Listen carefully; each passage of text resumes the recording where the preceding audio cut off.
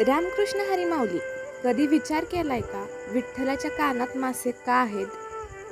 विठ्ठलाच्या कानात मासे आहेत हे ऐकायला जरी थोडं वेगळं वाटलं तरी याच्या मागे खूप सुंदर कथा आहे. एकदम मनाला स्पर्श करून जाणारी आणि भक्ती काय असते ही दाखवणारी अशी कथा आहे. तर ही कथा आहे एका साध्या निरागस भक्तिवान एका कोळ्याची. नदीच्या किनाऱ्यावर बसलेले एक छोटंसं गाव होतं आणि त्या गावामध्ये एक कोळी राहायचा.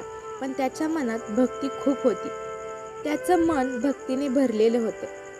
त्याच्याकडे होती विठ्ठलाची अखंड भक्ती. मासे पकडायला जायच्या अगोदर तो कोळी दररोज एक गोष्ट करायचा. तो कधीच ती गोष्ट करायला विसरत नव्हता. पांडुरंगाला तो म्हणायचा, पांडुरंगा, तूच माझा पालनकर्ता आहेस, तूच माझा बाप आहेस. आणि त्या कोळ्याला भरपूर मासे सापडायचे आणि ते मासे घेऊन तो सुरक्षित घरी येत असे. हळूहळू त्याचा विठ्ठलावरचा विश्वास अधिक रूढ झाला. एक दिवस त्या कोळ्याच्या मनात विचार आला की मी रोज देवाचं नाव घेतो, देव मला एवढं देतो, पण मी देवाला कधीच काही देत नाही. त्यावरून त्याच्या मनात भक्तीची भावना उसळली आणि त्याने ठरवलं की तो पंढरीला येईल आणि विठ्ठलाचं दर्शन करेल. पण तो कोळी होता, त्याच्याकडे सोने नाणे काहीच नव्हते. मग त्यानं विचार केला, जे माझ्याकडे आहे तेच मी विठ्ठलाला देईन. त्यानंतर त्याने 2 ताजे मासे घेतले आणि टोपलीत ठेवले आणि पंढरीला निघाला. थोड्याच वेळाने तो पंढरीत आनंदाने पोचला देखील आणि आज तो आपल्या देवाला भेटणार होता. पण जेव्हा तो विठ्ठल मंदिराच्या परिसरात गेला तेव्हा त्याच्या टोपलीमधल्या माशांचा वास सगळ्या परिसरात येऊ लागला. काही लोकांनी त्या कोळ्याला मंदिराच्या बाहेरच थांबवलं आणि विचारलं, तू तुझ्या टोपलीत काय आणलं आहेस, कारण की त्याच्यामधून दुर्गंध येत आहे, असे तिथले लोक म्हणू लागले.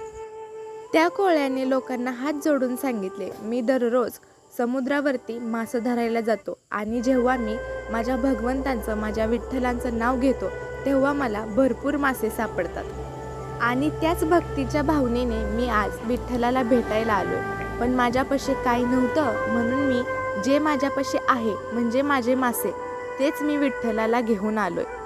त्यानं ते टोपलं उघडलं आणि आतील ते 2 मासे लोकांना दाखवले. लगेच तिथल्या लोकांनी नाकाला हात लावला आणि त्या कोळ्याला म्हणाले, पांडुरंग देव आहे आणि त्यांना तू मासे का देतोयस, पाप लागेल तुला, असे म्हणून ते लोक त्या कोळ्याला तिथून हाकलू लागले. ही गोष्ट पांडुरंगापर्यंत पोचली. आपला भक्त एवढ्या प्रेमाने आपल्यासाठी मासे घेऊन आला आहे, पण ते लोक त्याला आतपर्यंत येऊ देत नाहीत. भक्ताला देवापाशी पोचता आलं नाही तर काय झालं, तर स्वतः देव भक्तापाशी येतात आणि त्या कोळ्याच्या बाबतीत देखील तसंच झालं. ते लोक त्या कोळ्याला आत सोडत नव्हते, पण स्वतः विठ्ठल आपल्या भक्ताच्या भेटीसाठी बाहेर आले आणि पांडुरंग त्या लोकांना म्हणाले, तो जे देतोय तुम्ही त्याच्याकडे कशाला बघताय, त्याच्याकडे काही नसून तरी तो देतोय ते बघा. तुम्ही जे मला काही भक्तिभावाने देता ते मी आनंदाने आणि मनाभावापासून स्वीकारेन, मग ते काहीही असू द्या. मी ही सृष्टी चालवली आहे, त्यात तुम्ही नसून इतर प्राणीही आहेत आणि मी तुम्हा सर्वांवर प्रेम करतो. हे प्रेम लहान मोठ्या भेदभावात अडकत नाही. जे काही माझ्यासाठी भक्तीने प्रेमाने घेऊन येतात त्यातच मी आनंद मानतो, असं म्हणत पांडुरंगाने त्या कोळ्याकडून 2 मासे घेतले आणि लोकांच्या मनात आता प्रश्न पडला की देव हे मासे आता कुठे ठेवणार. आणि लगेच पांडुरंगाने ते दोन्ही मासे आपल्या कानात परिधान केले. तेव्हा लोकांना समजलं की भगवंतासाठी सगळे समान आहेत आणि तेव्हापासून पांडुरंगाने आपल्या कानामध्ये ते मासे कुंडलासारखे घातले आहेत आणि एका अभंगात या कुंडलांचा उल्लेख देखील केलेला आहे. तो म्हणजे मकर कुंडले तळकती श्रवणी. याचा अर्थ असा होतो की कानात माशाच्या आकाराचे कुंडले आहेत. संत तुकाराम महाराजांनी देखील एका अभंगामध्ये या कुंडलांचे वर्णन केलेले आहे.